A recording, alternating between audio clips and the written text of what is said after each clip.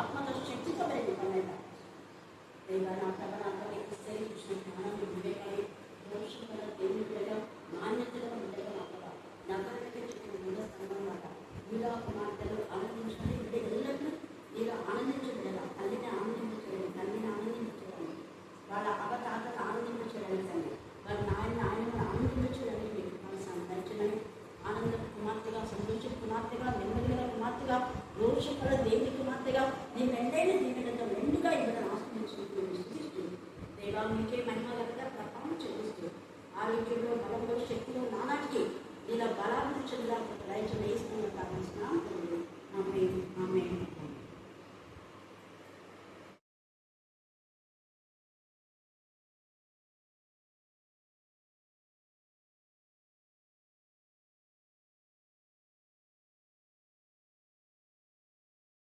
గ్రంథం 26వ అధ్యాయము 8 నుండి 14 వరకు చదువుకున్నాం. బయటి పొలంలోని నీ కుమార్తెలను ఖడ్గంతో చంపి నీకెదురుగా బురుజులు కట్టించి దిబ్బె వేయించి నీకెదురుగా డాలునెత్తును. మరియు అతడు నీ ప్రాకారములను పడగొట్టుటకై యంత్రములు సంధించి గుర్రములతో నీ కోటలను పడగొట్టును. అతనికి గుర్రములు బహు విస్తారంగా ఉన్నవి. అవి ధూళి ఎగరగొట్టగా అది నిన్ను కమ్మును. బీట సందులు గల పట్టణంలోనికి సైనికులు చొరబడినట్లు అతడు నీ కోటలలో ప్రవేశించినప్పుడు రౌతుల యొక్కయు చక్రముల యొక్కయు రథముల యొక్కయు ధ్వని చేత నీ ప్రాకారంలో కంపించును. అతడు తన గుర్రముల డెక్కల చేత నీ విధులని అనగద్రొక్కించును. నీ జనులను ఖడ్గంతో హతము చేయును. నీ ప్రభావమునకు చిహ్నములైన స్తంభములు నేలను కూలును. వారు నీ ఐశ్వర్యమును దోచుకొందురు. నీ వర్తకమును అపహరింతురు. నీ ప్రాకారములను పడగొట్టుదురు. నీ విలాస మందిరములను పాడు చేయుదురు. నీ రాళ్లను నీ కలపను నీ మట్టిని నీళ్ళలో ముంచివేయుదురు. ఇట్లు నేను నీ సంగీత నాదమును మాన్పించెదను. నీ సితార నాదం ఇకను వినబడదు. నిన్ను వట్టి బండగా చేదును. వలలు పరుచుకొనుటకు చోటదగును. నీవికను కట్టబడక ఇందువు. నేనే మాట ఇచ్చిన్నాను. ఇదే ప్రభువకు యెహోవా వాక్కు. దేని యొక్క పరిశుద్ధ వాక్యం దీవించి ఆశీర్వదించుగాక. ఆమేన్. అలాగే హెచ్చరిక ఇచ్చిన మరణం బట్టి మేము స్తుతిస్తున్నాం. దేవా అనేక మంది బిడ్డలు ప్రేమించారు. బేబీలో ఉన్న బలహీనత దశ ఇష్టంగా కల్పించి పాదంలో బంధించినప్పుగా మీరు చేసిన మేలను బట్టి మేము స్తుతిస్తున్నాం. దేవా అతనే పోయిన ఆదివారం నుంచి ఈ ఆదివారంకి ఎన్నో మేలు మా జీవితంలో మీరు కలగజేశారు తండ్రి. స్తోత్రం. అక్కడ కూడా జాబ్ లో చేరి నేను కలపరచడానికి మహింపరచడానికి నేను కృప దయచేసినందుకు మీకు వందనాలు స్తుతులు స్తోత్రం చెల్లిస్తున్నాం. దేవుడి హైదరాబాద్ వెళ్ళడానికి దేవా కోచింగ్ వెళ్ళడానికి మీరు మార్గం చాలా చేసినందుకు మీకు వందనాలు స్తుతులు స్తోత్రం చెల్లిస్తున్నాం. అలాగే అనేక మంది మా పిల్లలకు తెచ్చిన ఉద్యోగాలు బట్టి వారి ఈరోజు ట్రైనింగ్ క్లాస్ లో ఉంటుండగా మీ సన్నిధి కాంతి వారికి తోడుగా ఉంచిన విధానం బట్టి మేము స్తుతిస్తున్నాం. దేవా నిరాశ నిలుపుల నుంచి బిడ్డల నుంచి విడిపించి మరి ప్రతి కన్నిటిని నాట్యంగా మార్చిన దేవా మిగే స్తోత్రం మిగే స్తోత్రం మిగే స్తోత్రం మిగే స్తోత్రం మిగే స్తోత్రం. ఎప్పుడైనా మీరు మేలు చేయగల దేవుడు అని నిరీక్షణతో వేయించిన బిడ్డలు జ్ఞాపకం చేస్తున్నది. మరొక అవకాశాలు బిడ్డలు మీరు ఇస్తున్నారు. అందుకు మీకు వందనాలు స్తోత్రం చెల్లిస్తున్నాం. బలహీనల బలపరిచిన దేవా స్తోత్రం. శక్తిహీనులను శక్తివంతులుగా చేసిన దేవా స్తోత్రం. నిరాశ నిలుపులు దయపరిచిన దేవా స్తోత్రం. కృంగిపోయిన వారిని లేవనెత్తిన దేవా స్తోత్రం. దేవ మిగే స్తోత్రం మిగే స్తోత్రం మిగే స్తోత్రం మిగే స్తోత్రం మిగే స్తోత్రం. మరణం నుంచి జీవంలోకి నడిపించిన దేవా మీకే స్తుతులు స్తోత్రం చెల్లిస్తున్నాం. చదవన లేఖనాలను ఆశించి విరిచి మా అందరి జీవితాల్లో మీరు ఫలింపచేయదు కాక. దేవ నా ప్రభా నీ యొక్క భయభక్తిగా బిడ్డలు అతడే గుర్తువాడిని తన కనుగును గుర్తువాడిగా చేస్తాను. మీరు చదివించిన వాగ్దానంలో మీరు నెరవేర్చే దేవుడుగా ఉన్నందుకు మేము స్తుతిస్తున్నాం. దేవ మీరు మా పక్షంగా వ్యాజ్యమాడుతున్న దేవ స్తోత్రం. మా పక్షంగా కార్యం సఫలం చేస్తున్న దేవ స్తోత్రం. మాకు అండగా ఆశ్రయ దుర్గంగా ఉన్న దేవ స్తోత్రం. మీరు మాకు తండ్రిగా ఆదరణకర్తగా ఆశ్రయ దుర్గంగా మా మంచి స్నేహితుగా మా మంచి నాయకుడుగా మా మంచి గైడ్గా మా మంచి విడుదల విమోచనగా మా మంచి కాపరిగా నా అందరి ప్రధాన కాపరిగా విజ్ఞాపన చే ఆత్మగా ఒక మంచి డాక్టర్గా నా ప్రభావ అందరి గుడ్ కౌన్సిలర్ గా నా న్యాయపతిగా మధ్యవర్తిగా ఏంటంటే తూడు దేవునికి విరోధమైన విధానంలో దేవుని యొక్క బిడ్డలతో సహవాసం లేకుండా వచనం కూడా, 6వ వచనం చదవండి. బయటి పొలంలో అన్నాడు. బయటి పొలంలో, పొలము అంటే ఒక సంఘం. తండ్రి అయిన దేవుడు అన్నాడు, ఆయన వనం, నేను ఒక వనం ఉంది, నాకు మంచిది, నాకు ఇష్టమైన వనం. ఆ వనంలో శ్రేష్టమైన ద్రాక్షావళులు నేను నాటాను. ఆ యొక్క వనమును, ఆ ప్రదేశంలో, ఆ భూమిని బాగా సాగు చేసి రాళ్లను ఏరి పారేసి దాంట్లో ఉన్న గచ్చ పొదలు, బల్లొక్క చెట్లు అన్ని తీసేసి మంచిగా శ్రేష్టమైన ద్రాక్షావళి నేను నాటినా. అంటే ఎందుకు శ్రేష్టమైన ద్రాక్షావళి నాటినా అంటే అవి మంచి ద్రాక్షలు కాస్తాయి అన్న ఉద్దేశంతో. అయితే శ్రేష్టమైన ద్రాక్షావళిని నేను నాటితే తర్వాత పంట కాలంలో నేను చూసినప్పుడు అవి కారు ద్రాక్షలు వచ్చినాయంట. ఎంత బాధ! యెషయా 5లో మనం చూస్తే అవి కారు ద్రాక్షలు కాయడానికి కారణం ఏమి అని ఆయన మనం అడుగుతున్నాం. నేను చేయవలసిన ప్రయాసంతా చేస్తా, ఎంతమంది సేవకులు పంపాలో పంపించా, వాక్యం చెప్పించిన, నా ప్రియ కుమారుని పంపించి ఆయన రక్తం కార్చి ఆయన మరణం చేయించి తిరిగి లేచి పునరుద్ధాన శక్తిలో వారందరూ కూడా మీ పాపం నుంచి విడుదల పొంది మీకు పునరుద్ధాన ఉద్యోగం ఇస్తానని ఇంతగా యేసయ్య శిలువ యొక్క విలువను తెలియజేస్తే కూడా చాలా మంది యేసయ్య ప్రేమ నుంచి వేరైపోయినారు. యేసయ్య ప్రేమ అనే ఆ పరిధిలో లేదు, పరిధిని దాటి వెళ్ళి ఉన్నారు. యేసయ్య ప్రేమ అనే పరిధిలో, పరిశుద్ధత అనే పరిధిలో, క్రీస్తులో మనం లేకుండా బయట ఉన్నామంటే మన బ్రతుకులు ఇలాగే ఉంటాయి. యేసయ్యనే మనకు ప్రాకారంగా ఉన్నాడు. అందుకే మనం చూస్తే కీర్తన 46 1-2 వచనాలు చదవండి. కీర్తన 46 1-2 వచనాలు. దేవుడు మనకి ఏమైనాడంట? ఆశ్రయము మన దుర్గం అంట. రెండు, ఈ దుర్గము, ఈ ప్రాకారం అంటే చుట్టూ కూడా లోపల ఉన్నటువంటి ఇల్లు క్షేమంగా ఉండడానికి పెద్ద పెద్ద ప్రాకారాలు కడతారు. పట్టణాలు కూడా ప్రాకారాలు కడతారు. ఎరికో యొక్క ప్రాకారపు గోడలు చాలా వెడల్పు. ఆ ప్రాకారపు గోడల పైననే కొన్ని ఇల్లు కట్టవచ్చు. అట్లాంటివి ఉంటాయి ప్రాకారాలు.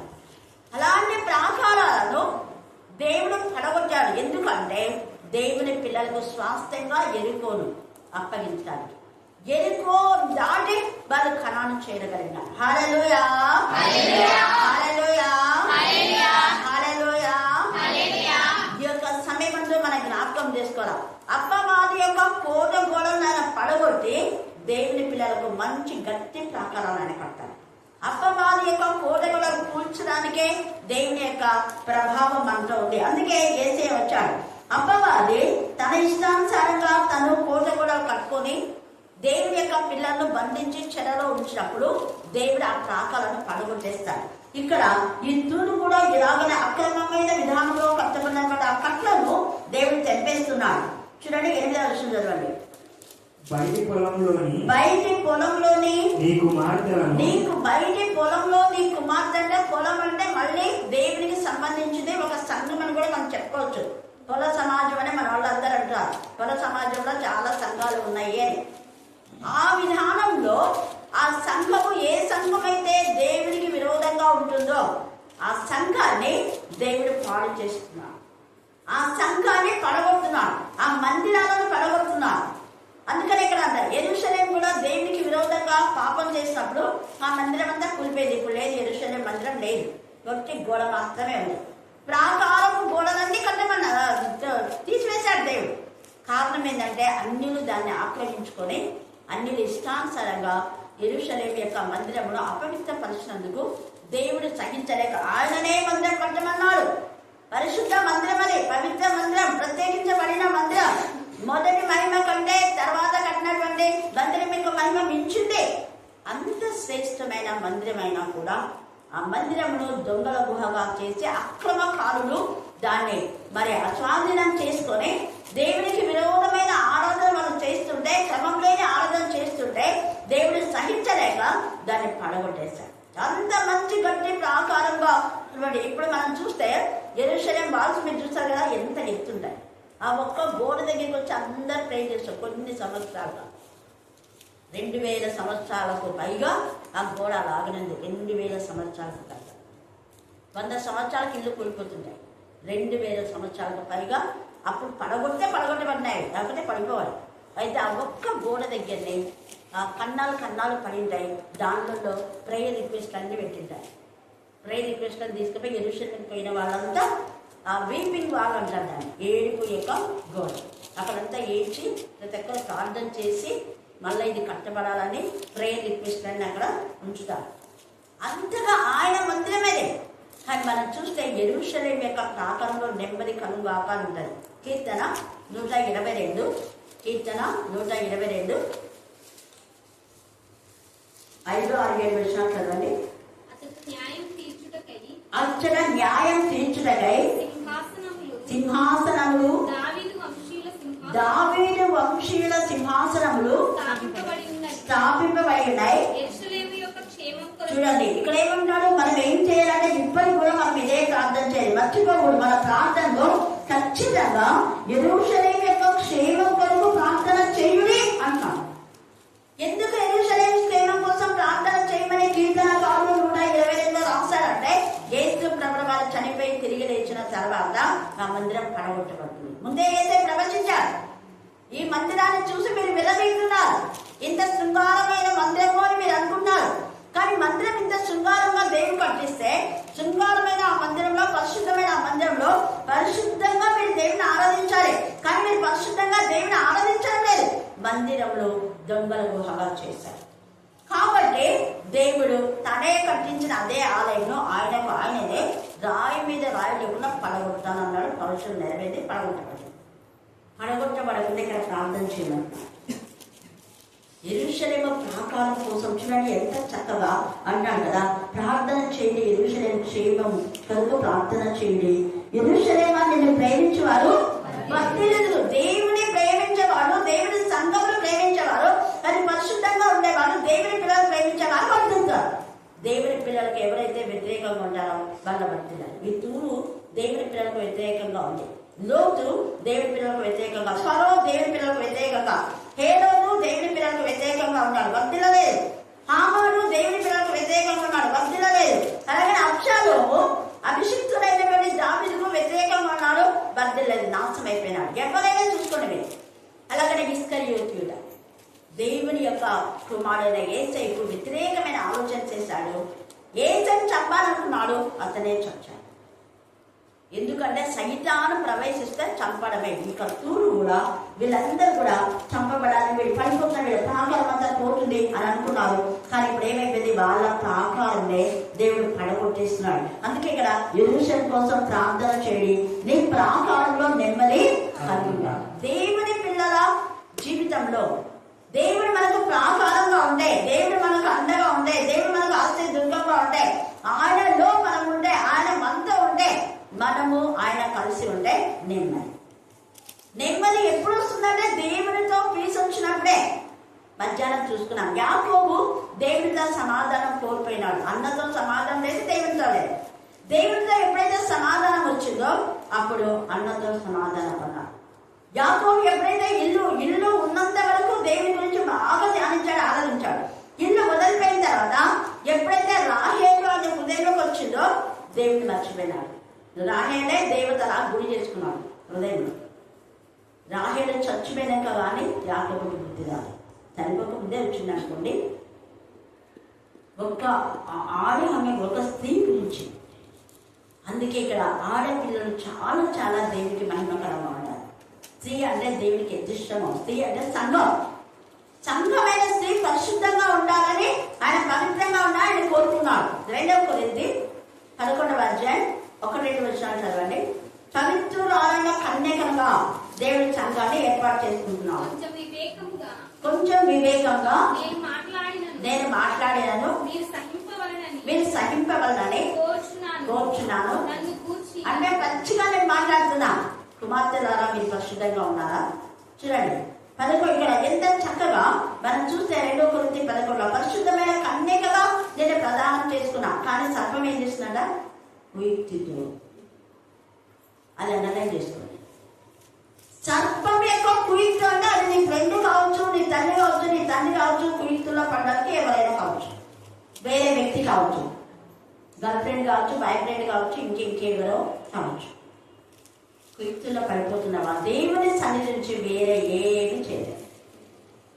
పరిశుద్ధమైన కన్యకగా మనం ఉండాలని దేవుని ఇష్టపడుతున్నాడు సంఘం. పరిశుద్ధమైన కన్యక సంఘము సర్ప సంతతి మాటలు విని సర్ప సంతతికి ఏం చేస్తుంది? వత్తాసు వదులుతా ఉంది. అప్పుడు దేవుడు ఏం చేస్తున్నాడు? వాళ్ళ ప్రాకారాలను పడగొట్టేస్తాడు. దేవుడు ఊరుకోడు. అందుకని ఇక్కడ ఏమంటాడు చూడండి, బయటి పొలంలోని నీ కుమార్తెలను ఖడ్గంతో చంపి నీకెదురుగా బురుజులు కప్పించి దిబ్బ వేయించి నీకెదురుగా డాళ్ళు ఎత్తును. మళ్ళీ అతడు నీ ప్రాకారంలో పడగొట్టుడగా ఏముంటాయట? యంత్రాలు. అప్పుడే ఉన్నాయి ప్రాకారాలు పడగొట్టే యంత్రాలు, ఇప్పుడు కాదు. దేవుడు ముందే చెప్పాడు ప్రాకారంలో పడగొట్టే యంత్రాలు రాబోతున్నాయని అప్పుడే చెప్పాడు దేవుడు. అందుకే పడగొట్టేటువంటి యంత్రాలను గురించి అక్కడ మాట్లాడుతున్నాడు. తర్వాత మళ్ళీ 9వ వచనంలో అతడు నీ ప్రాకారం పడగొట్టగా యంత్రము సంధించి గొడ్డంలతో నీ కోటలను పడగొట్టును. అతనికి గుర్రములు బహు విస్తారంగా ఉన్నాయి. సిసేరా కూడా చాలా గర్వించాడు. చాలా రథాలు ఉన్నాయి, ఇనుప రథాలు. అయితే దేవుడు సిసేరా దేవుని పిల్లల పైన హెచ్చించుకున్నాడు. అందుకనే గర్వాన్ని అంచువేసి సంపూర్ణ నాశనం. నుచుట ఇక యాయేలు ఆ యొక్క ఒకే ఒక మేకుతో 600 ఇనుప రథాలు ఉన్నాయని భయపడుతున్నాడు.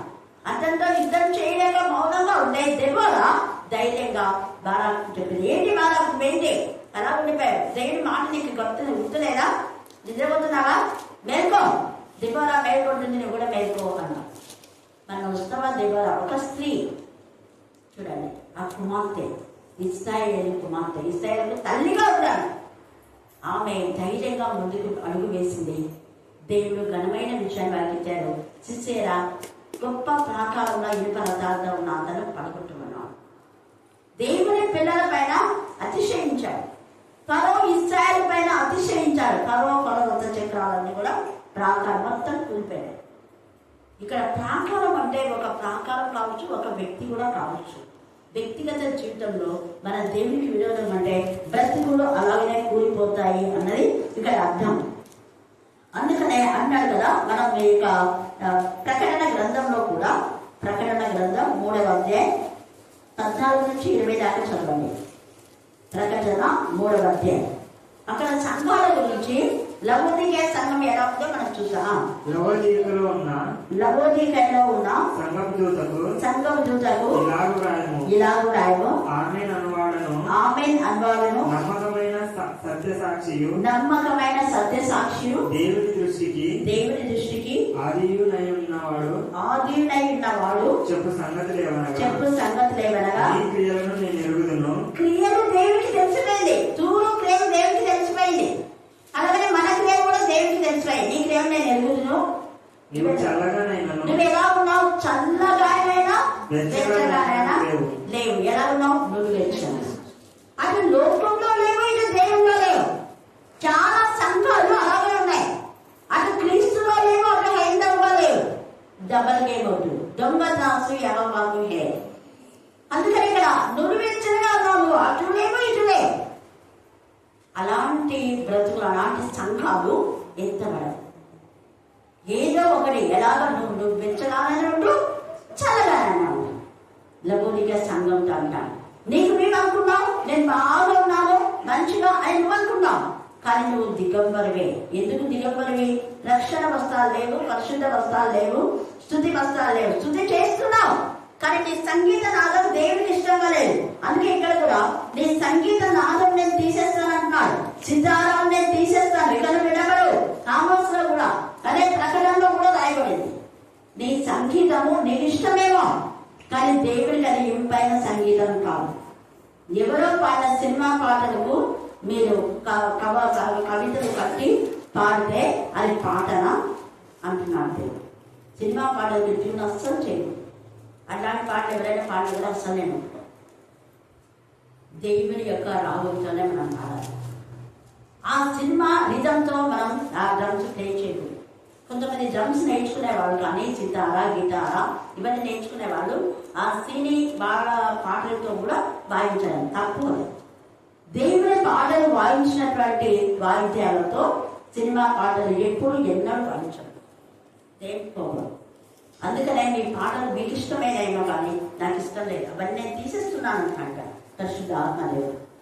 మనకు మనమే ధనవంతులు మాట్లాడుకున్నామే, నువ్వు ధనవంతుడు కాదు, నువ్వు దరిద్రుడు, దిక్కుమాలిన వాడు. ఎంత తేటగా మాట్లాడుతున్నావు. దేవుని వాక్యంతో నీ బతుకు సరి చేసుకో అని అన్నాడు. రక్షణ వస్త్రాలు లేకుండా, స్తుతి వస్త్రాలు లేకుండా, ప్రభువులో క్రీస్తులో జీవించకుండా జీవితాలు ఎండమావు లాంటి జీవితాలే. అలాంటి సంఘాలు దేవునికి ఇష్టమైన సంఘాలుగా ఉండవు, అవి ఎత్తబడే సంఘాలుగా ఉండవు. ఆ సంఘాల యొక్క ప్రాంతాలు, అందుకే ఎన్నో సంఘాలు కూర్చోబడుతున్నాయి. అక్కడ మనం చూస్తే మణిపూర్ కూడా, గాజా, ఇవన్నీ కూడా ఒకప్పుడు దేవుని ఉగ్రతగా ప్రవచనాలు ఇప్పుడు నెరవేర్చబడుతున్నాయి. ఆ మందిరాల్లోకి సగం దేవుడు సగం లోకం అనుకునే వాళ్ళు వెళ్ళడం ద్వారా సంఘాలు కూర్చోబడుతున్నాయి. ఇంతకుముందు లేవు, ఈ మధ్య ఇంకా ఎక్కువ. కారణం అమెరికాలో కూడా పెద్ద విగ్రహాలు పెట్టారంట సిగ్గు లేకుండా. అందుకనే అమెరికా పైన ఎంత భయంకరమైన ఉపద్రవాలు వస్తున్నాయి. దేవునికి కోపం వస్తుంది. విగ్రహం అంటే దేవునికి చాలా చాలా కోపం. విగ్రహార్థన చేయకూడదు. దేవుని కంటే ఎక్కువగా దేన్ని ప్రేమించకూడదు. తక్కువనే ఉండాలి దేవుని కంటే తక్కువ. దేవుని కంటే ఎక్కువగా దేన్ని ప్రేమించినా అది మంచి తీసేస్తారు. ఇద్దరు తను తాను హెచ్చించుకుంది. అందుకనే తన యొక్క కుమార్తెలు బయటి పొలంలో ఉన్నారు. బయట ఉన్నటువంటి వాళ్ళ బ్రతుకులు, ఆడపిల్లల బ్రతుకులు ఇలాగే ఉంటాయి. గుర్తుపెట్టుకోండి. ఎప్పుడే కానీ ఆడపిల్లలు ఇంట ఉండి పని చేసుకోవాలని బాధ్యత. స్త్రీ ఇంటి లోపల ఉన్నారు, ఇంటి బయట ఉండి ముచ్చట పెట్టడం కాదు. మెట్ల మీద కూర్చోకూడదు ఆడపిల్లలు. మళ్ళీ చెప్తున్నా, నాకు అందుకని అటు ఇటు ఎవరైనా ఆడపిల్లలు చూసినంటే వెంటనే దండిస్తాను. ఇంట ఉండి పని చేసుకునేది అని వాక్యంలో ఉంది. తేట ఏదైనా మాట్లాడితే వాళ్ళ ఇంట్లో పిలుచుకొని మాట్లాడాలి. బయట ఉండి ముచ్చట్లు పెట్టడం కాదు. దేవుని పిల్లల లక్షణం అది కానే కాదు. తేటగా పరిశుద్ధ ఆత్మదేవుడు మాట్లాడుతున్నారు. బయట కోసం వెళ్ళినటువంటి దీన ఏమైంది? 34 ఆదికాండంలో దీన బతికి ఏమైపోయింది చెప్పండి. మీకు తెలుసు కదా, అందరికీ నాశనం అయిపోయింది. రోజు మనం ఎప్పుడు అలర్ట్ ఉంటాం. చూడండి, 34 నాశనం అయిపోయింది. ఆమె బయట లోకం చూద్దామని పోయింది. ఒంటరిగా పోకూడదు, ఎవరితో నాకు కలిసిపోవాలి. ఒంటరి బ్రతుకులు దేవుడికి విరోధంగా. ఎంతమంది ఆడపిల్లలు పాడవుతున్న కారణం ఏంటంటే ఒంటరి చూద్దాం. ఒంటరిగా ఎక్కడికంటే ఎక్కడికి పోతున్నాయి. ఒంటరిగా ఎవరితో కూడా మాట్లాడకూడదు. అందుకనే ఈ సమయంలో ఇక్కడ బయటి పొలంలో ఉన్నటువంటి కుమార్తెలను దేవుడు ఇలా నాశనం చేస్తారు. అదే దేవుడు అయితే భయభక్తి గలటువంటి కుమార్తెలకైతే ఆనందం. మనం మధ్యాహ్నం చూసుకున్నాం 97 కీర్తన 8. మనం ఎలా ఉన్నాం? 97వ కీర్తన 8వ వచనంలో లాగా ఉన్నామా? 144వ కీర్తన 12వ వచనం లాగా ఉన్నామా? లేకపోతే తూరు కుమార్తె లాగా ఉన్నామా? చెప్పండి. 97:8. యెహోవా సియోను నివాసి. సియోను యెరూషలేం. యెరూషలేం యొక్క నివాసులు అంటే సియోను కన్యక. సియోను కన్యక పరిశుద్ధమైన కన్యక, ప్రత్యేకింపబడిన కన్యక, దేవుడికి ఇష్టమైన కన్యక, ఏసే కోరుకున్నటువంటి కన్యక. సియోను, ఇదిగో మీ రాజు వస్తున్నాడు, గారావాహుడు ఆ పశువు మీద ఎక్కే, నువ్వు సంతోషపడు, నువ్వు ఆనందించు, నువ్వు గంతులే అన్నాడు. క్రీస్తులో పరిశుద్ధతలో చదవండి. సియోను నివాసులు ఆ సంగతి విని నీ న్యాయవిధులను బట్టి సంతోషించుచున్నారు. యూదా కుమార్తెలు ఆనందించుచున్నారు. యూదా కుమార్తెలు. మనం దేవునిలోనే ఆనందం. అందుకే అంటాడు ఫిలిప్పీ 4:4. ఇవన్నీ మధ్యాహ్నం టైం లేక నేను పుస్తకంగా చెప్తున్నాను. చాలా ఉంది దీంట్లో మెసేజ్. తూరు కుమార్తెలు, యూదా కుమార్తెల గురించి. ఫిలిప్పీ 4:4 ఎల్లప్పుడూ ప్రభునందు మరలా మరలా మరలా మరలా. అందుకే rejoice the Lord again again again again. ఎన్నిసార్లైనా మనం rejoice rejoice rejoice rejoice rejoice rejoice అంటుంటే రిజాయిస్ వస్తుంది. ఆనందించిన ఆనందించిన ఆనందం ఆనందం ఆనందం అంటే ఆనందంతో నిండిపోతాం. విక్టరీ విక్టరీ అంటే విక్టరీ వచ్చేస్తుంది. బాధలో వేదనలో కూడా విక్టరీ పాట పాడేసిన అఖిల్కు విక్టరీ వచ్చేసింది. లంచం పెడితే కానీ ఉద్యోగాలు రావు.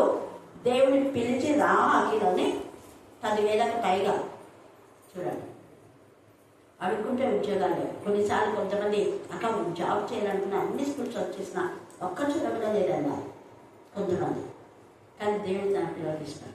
హల్లెలూయా హల్లెలూయా హల్లెలూయా.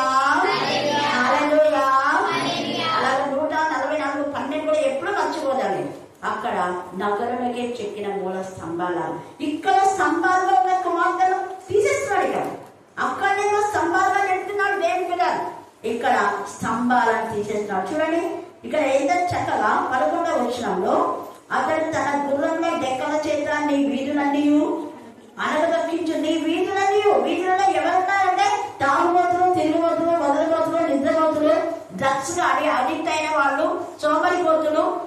ఇవే తిట్టిపోతులు వీళ్ళంతా ఉంటారు. అందుకనే వీళ్ళు పాడైపోతున్నారు. దేవుడు ఇక్కడ మాట్లాడుతున్నారు, వీళ్ళన్నీ అనగదొక్కించును, నీ జనులను ఖడ్గంతో హతం చేయుడు. ఖడ్గంతో చేయకపోయినా మానసికంగా కృంగిపోతారు. వాళ్ళకి నెమ్మది ఉండదు కాబట్టి తాగుతుంటారు. చిన్న చిన్న పిల్లలే, మన పెద్దలు తాగితే అది, కానీ చిన్నలు పెద్దలు ఎవరికి తేడా లేదు. వాయు వస్తలేదు పాపం చేయడానికి. ఇష్టానుసారమైన పాప భూమిలో కృంగిపోతున్నారు. దేవుడిని చూస్తూ ఊరుకోవడం. ఒక్కనొక్క సమయంలో వీధులు పాడైపోతాయి. మణిపూర్ అంత పట్టణమే పాడైపోయింది. ఇల్లు మీద ఇల్లు లేకుండా పోయింది. ఎన్ని మరి అక్కడ సంఘాలు ఇల్లులు నాశనమైపోయాయి. గాజా, సొదొమ గొమొర్రా, ఇప్పుడు కూడా అక్కడ ఒక్కరు కూడా మళ్ళీ కట్టబడిపోయారు. కట్టిన వాళ్ళకి శాపమే, దేవుని శాపం, దేవుని ఉగ్రత దాని మీదకి వచ్చింది. కారణం ఏంటంటే పాపం, దేవునికి విరోధంగా ఉన్నటువంటి విధానమే. అందుకే వీళ్ళన్నీ అనర్థించును, నీ జనులను ఖడ్గంతో హతం చేయండి. ప్రభావములకు చిహ్నములైన స్తంభములు నేల కూడును. స్తంభములుగా ఉన్న కుమార్తెలు నేల కూడుతున్నారు. ఇలాంటి మన కుమార్తెలు నగరులకే చెప్పిన మూల స్తంభాలాగా ఉంటే స్త్రీ ఇంటికి ఇల్లాలు దీపం. నువ్వు ఒక దీపంగా అనేక ఆత్మలను వెలిగించాలి, అనేక ఆత్మను తీసుకురావాలి. నువ్వు ఒక తల్లిగా నీ కొడుకు నీ బిడ్డలు అందరూ ప్రభువులో ఉండాలని నువ్వు ఆశించాలి కుటుంబంతో. అందుకే 22లో అక్కడ చూస్తే గోత్రంలో యెహోవా గోత్రంలో అంట అక్కడికి వెళ్తున్నాయి. గోత్రములతో మనం దేవుడు చదివాలి. అప్పుడు మన ప్రాకారాలను దేవుడు కాపాడుతాడు. ఆయన మనకు మహాదుర్గంగా ఉండి ఆయన మనం కాపాడుతాడు. దేవుడు ఈ లేఖను బాగా దీవించి ఆశీర్వదించి బాగా ఆమేన్ ఆమేన్. చివరి ప్రాంతం